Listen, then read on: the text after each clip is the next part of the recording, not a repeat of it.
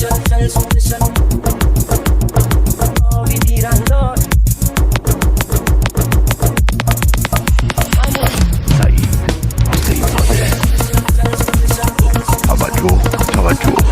علامتی که همش میشنوید اعلام وضعیت قرمز است و معنی و مفهوم آن این است که به پناهگاه بروید و اطلاع ثانوی چراغ‌ها را خاموش کنید. Kijoti mahlare ایوون بسازه kijoti mahlare ایوون بسازه بالا کاخو با این دکون بسازه بالا کاخو با این دکون نبونه تیمور گبرسم از سلمون نبونه تیمور گبرسم از سلمون نبونه نباته نباته همه خمس زکاته خدا بگیر و بزن کن شلیته رو دامن کن گلیل مرد زن کن همون شل شل شل شل شل شلوار همون آبی پیرندار همون بلم بالادار خدا قسمت من کن خدا قسمت من کن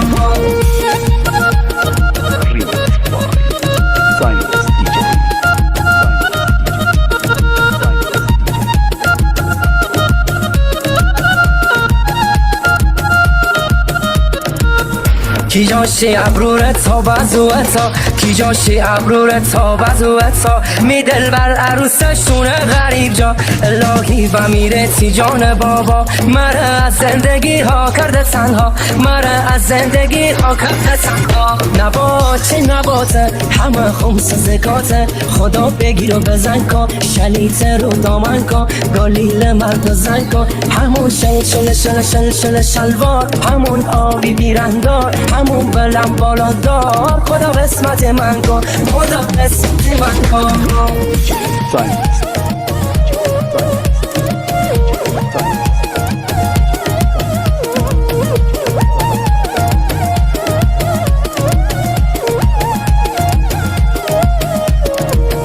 کی جای کلک سری گریگ پشته کی جای کلک سری گریگ پشته ونه تنه پیرن یارو دپشته ونه تنه پیرن حریرمون وقتی نمی بر پریرمون وقتی نمی بر پریرمون نباته نباته همه خمس زکاته خدا بگیر و بزن کن شلیته رو دامن کن گلیل مرد زن کن همون شل شل شل شل شل شلوار همون آبی پیرندار همون بلم بالادار خدا قسمت من کن خدا قسمت من کن